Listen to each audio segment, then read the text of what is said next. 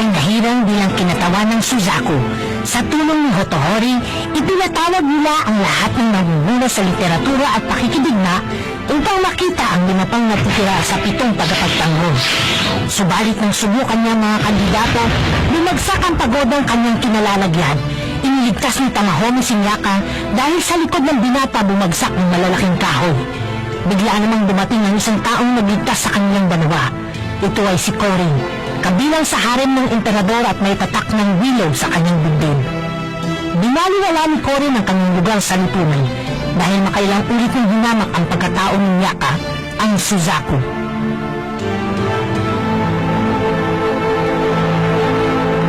Ang nawawalang pag-ibig.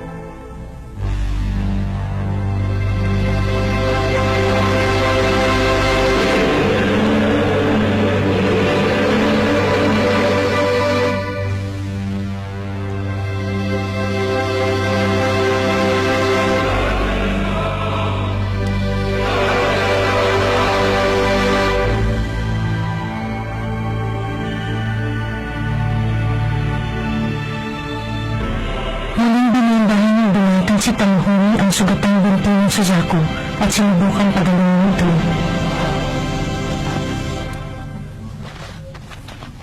Nagkagalit sa akin si Noriko pag nakita niyang ginagawa ni Tamahome. Bakit ba parang may mali akong ginagawa? Masakit pa? Pwedeng magtanong, mahal mo ba si Noriko? Hindi, no. Kakikilala ko pa lang sa kanya. Isa pa, hindi siya ang tipo kong babae. Sigurado ka? Alam ko na kung anong tawag dyan. Nagsiselos ka kay Noriko, hindi ba? Ha? Kasalanan ko ba kung ipinanganak akong magandang lalaki, makisig at kakit-akit pa? Kawawa naman kayo dahil wala akong panahong umibig. Mas mahalaga sa akin ang pera. Naman, hindi na ibig ko sabihin! Iniisip ko lang na baka lalong magalit sa akin si Noriko. Hindi talaga ako nagsiselos. Hindi ka ba titigil sa katatawa mo dyan? Ano ba?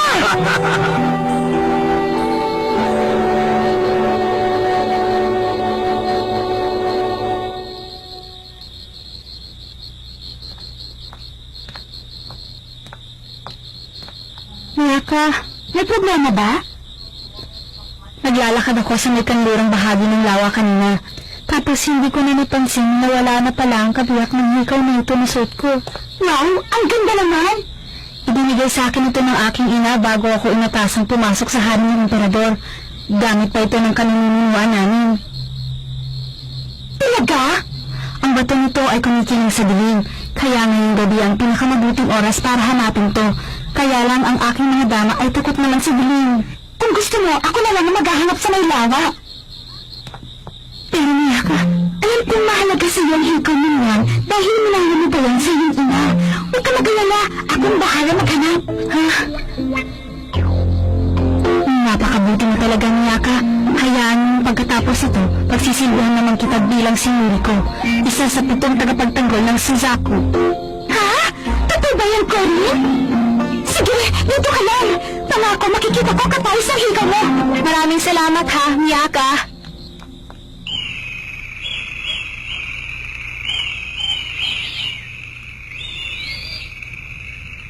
Ano?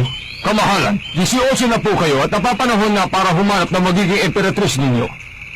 Huwag niyong sabihin na mababaliwan ang ginawa namin pagtipon ng mga magagandang dilag sa buong imperyo.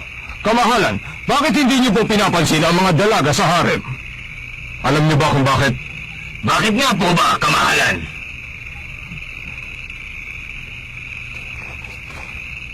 Dahil mas maganda pa ako sa kanila. Ha? Biro lang. Sinabi ko na nga ba eh. Ang dapat kong pagtuunan ng pansin ay ang imperyo at ang mga mamamayan nito. Darating na lang yung emperatris kung talagang tinadhana. Siya nga naman. Oo nga pala, hindi ba kayo interesado sa babaeng ang pangalan ay Noriko? Baka nakakalimutan mo na isa siya sa 7 tagapagtanggol ng Suzaku. At isa pa, may itinatangi na akong babae sa isip ko. Palagi ko siyang napapanaginipan mula pa nung bata ako. Itinatanging babae? Hulaga! Miyaka, bakit hindi ka pa nagpapahinga? Gabing-gabi na. Kasi Kasi may pinapakiusap sa akin si Noriko kanina na gawin ko daw ngayon. Bakit? Hindi ba kayo magkasundang dalawa? May nakapagsabi nga pala sa akin na pinahihirapan ka raw ni Noriko. Ha? Sige, iuutos ko na maging mabait siya sa'yo. Sigurado hindi siya susuway sa utos ng isang emperador. Hindi na nababago ang puso ng tao kahit na iutos mo pa. Gusto ko makipagkaibigan sa kanya na hindi nangyayari ng tulong sa iba. Kaya dapat lang ako may unang gawin para maging kaibigan siya. Sige, alis na ako ha?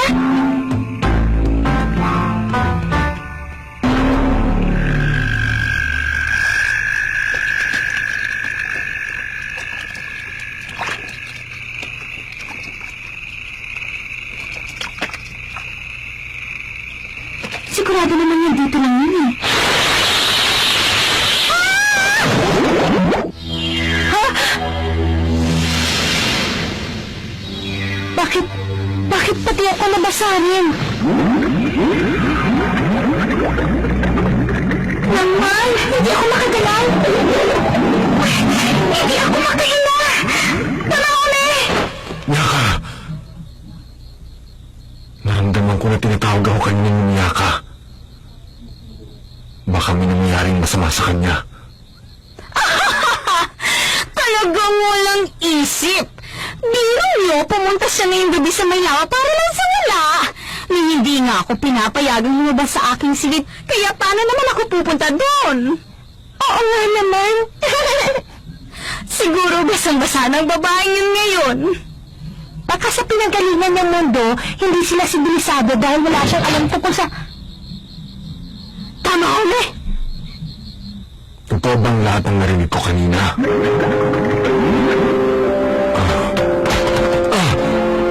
Ano ka ba? Bitiwan mo ako, babaeng Hercules! Hindi ako makakapayag na puntahan mo siya ngayong gabi! Ano bang problema mo? Gusto na makipagkaibigan sa'yo ni Miyaka. Napakahirap ba nun? Naiinis ako sa kanya dahil kinuha niya para sa kanyang sarili ang emperador pati na ikaw. Mag-iisang taon na ako dito sa hari pero kahit kailan hindi ko nakuha ang atensyon na emperador.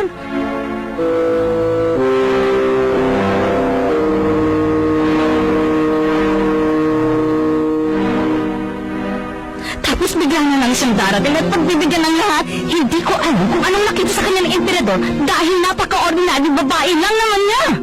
Pinilit kong ilayo ka sa kanya para makaganti. Kaya pala...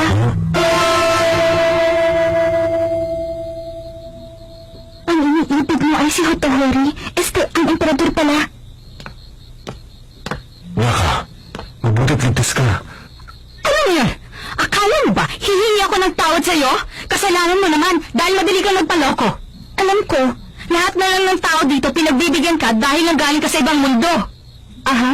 Huwag mo ako insultahin! Akala mo ba hindi kita kaya patulugin? Hetong sa'yo!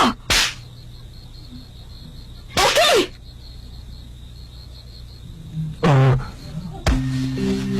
Hindi ko nakita ang hikaw mo, pero etong nakita ko. Eto! Hindi mo ako dapat pagsilosan. Dahil kaibigan lang ang tingin ko kay Hotohori. Kung gusto mo, tutulungan pa kita para mapalapit sa kanya.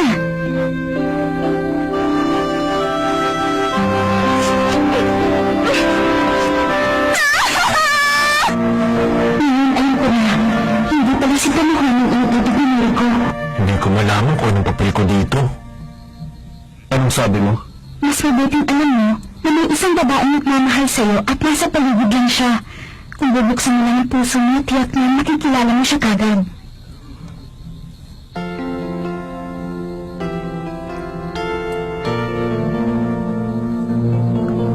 Miyaka, may napupusuan ka na ba? Bakit ako? Hindi naman ako mahalaga dito, hindi ba? Ako meron na. Hinahanap ko na siya. Bata pa ako. Matagal ko na siyang inaasam-asam.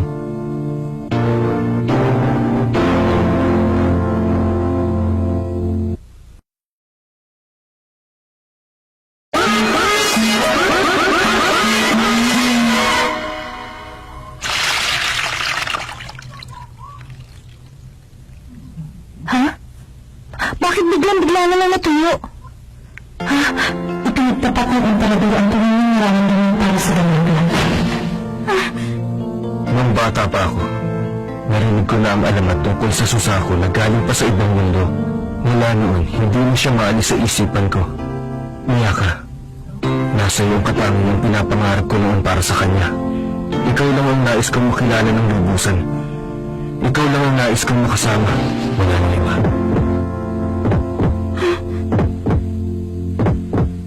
Tamahome.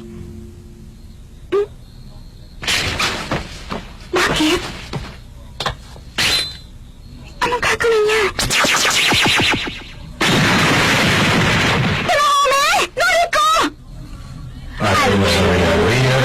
Anong ginagawa ng dalawa dito? Nandito kami para sunduin si Miyaka. Hindi niyo ba alam na malaking kaparusahan ang kapalit ng ginawa niyo? Huwag kayong mag-alala. Pinahihintulutan ko kayong pumasok sa aking singid. Salamat po. Hotohori, babalik na ako sa aking silid. Miyaka, lahat ng binitiwan kong salita sa iyo ay totoo. Sinabi mo na gusto mong bumalik sa iyong mundo. Subalit pagkatapos ng ating misyon, naisa na kitang naging kabiyak ng aking puso. Hindi mo pwedeng gawin yun! Huwag kang mag-alala. Hindi ko iniutos. Alam ko na hindi ko mababago ang puso ng tao kahit na iutos ko pa. Ang magagawa ko lang ay hingi ng iyong pag-ibig para sa akin. Dito ka na matulog sa aking silid. Hindi ako makapaniwala. Gusto niya akong mapangasawa.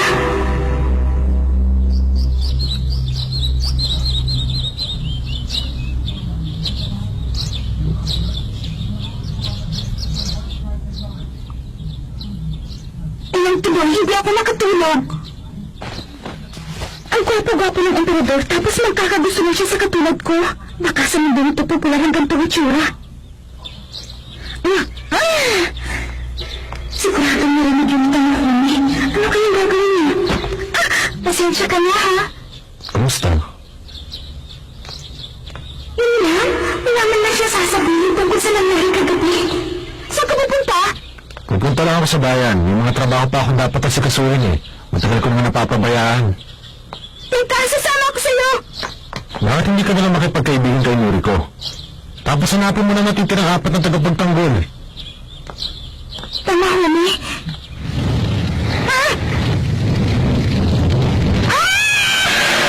Miyaka! Noriko! Sinabi mo, kaibigan mo lang si Hotohori. Bakit kailangan mo pang magpalipas ng gabi sa kanyang silid? Hindi kita mapapatawad. Nagkakamali ka, Noriko. Abihin mo, katama mahal ka! Malapit ko na sana siya maging kaibigan. Tapos nabiniwasig pa. Bakit naman ganun nag-iisip ni Tamahome? Kung magsalita siya, parang wala kang pinagsamahan. Nung wala siya sinabi tungkol sa nangyari kagabi, wala na akong halaga sa kanya. Basta!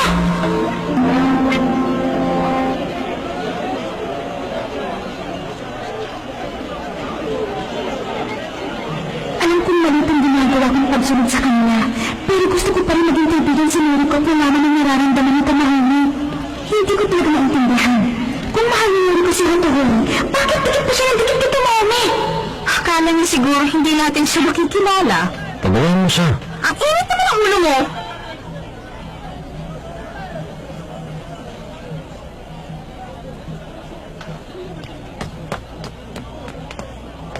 Mga kaibigan, makinig kayong lahat. Malamang ang narinig mo na tungkol sa nahirang na dalaga upang kumatawan sa Suzaku, hindi ba? Eh ano ngayon? Ang babaeng nahirang ay hindi nagmula sa ibang bansa o sa malayong lugar. Hindi siya nagmula sa mundong ito. Ang babaeng nahirang ay nagmula pa sa ibang mundo. Ang kanyang ayos at pananamit ay hindi makikita sa ating mundo. Ngayon, may ipagbibili ako sa inyong mga bagay na dinala niya dito mula pa sa kanilang mundo. Sige na, ipakita mo na sa amin! Ano kayang bagay na yun? Narito!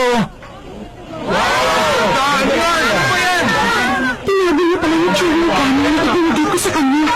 Isang pilak ang halaga ng bawat isa. Ano? Ang mahal naman! Harang! Murang-mura na nga ho ito. Hindi kayo magsisisi pag binili niyo to.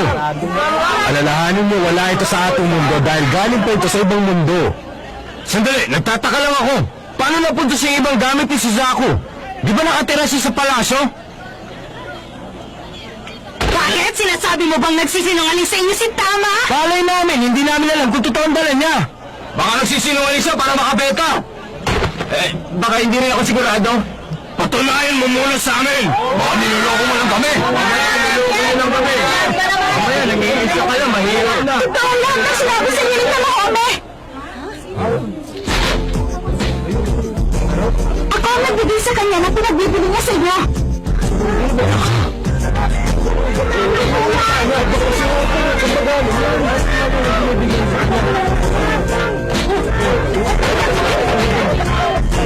Huwag po kayo magkakagulo.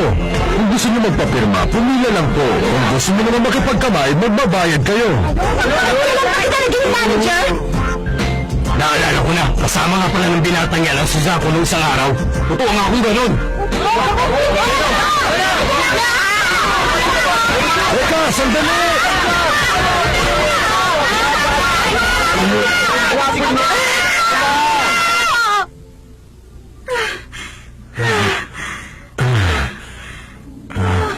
Siguro naman ligtas na tayo ngayon. Oo nga.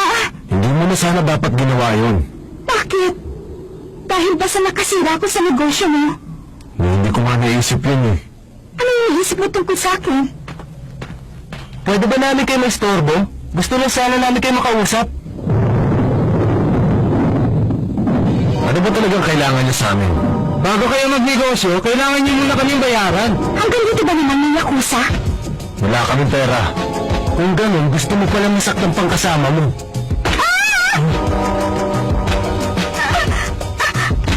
Aba, napakaganda ng dalagang bihag niyo.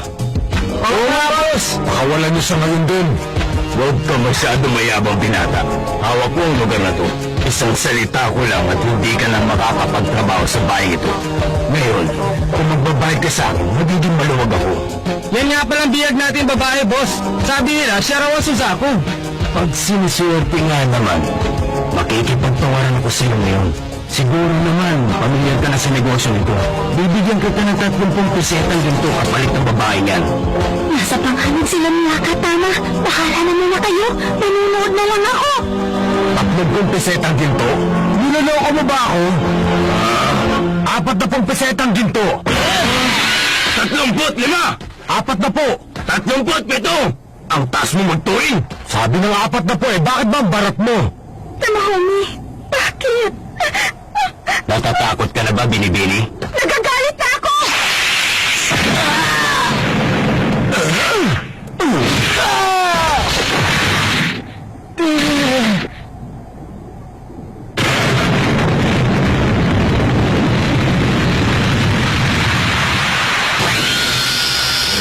Pangahas! Pagsisisihan mo yung ginawa mo, wala nang ibang makikinabang sa kanya!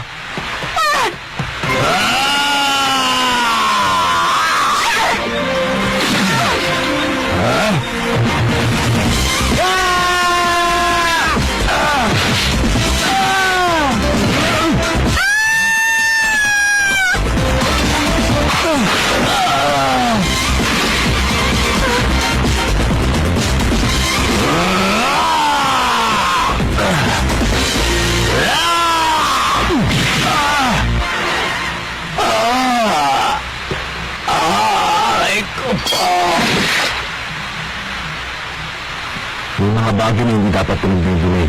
Kahit na ang kapalit nito ay buong yaman ng mundo. Ay nako, ganito lang palang mangyayari. Tara, manisin tayo. Ano ka ba? Dahil sa akin, hindi ka na makakapagtrabaho sa bayan ito. Dahil din sa akin, kaya ka nasugatan ng ganyan. Bakit? Hindi mo naman kailangan gawin ang lahat ng ito para sa akin. Oo na. Sagutin mo ako! Hindi na mahalaga ang sasagot ko. Mahalagang isasagot mo sa akin dahil mahal kita. Alam mo ba yun? Ipagpamanin mo. Pero wala akong nararamdaman ganyan para sa iyo. Binabantayan kita dahil ikaw ang kinatawan ng Suzaku. Try na. Nag-aalala na sa atin ang emperador. Tamahome.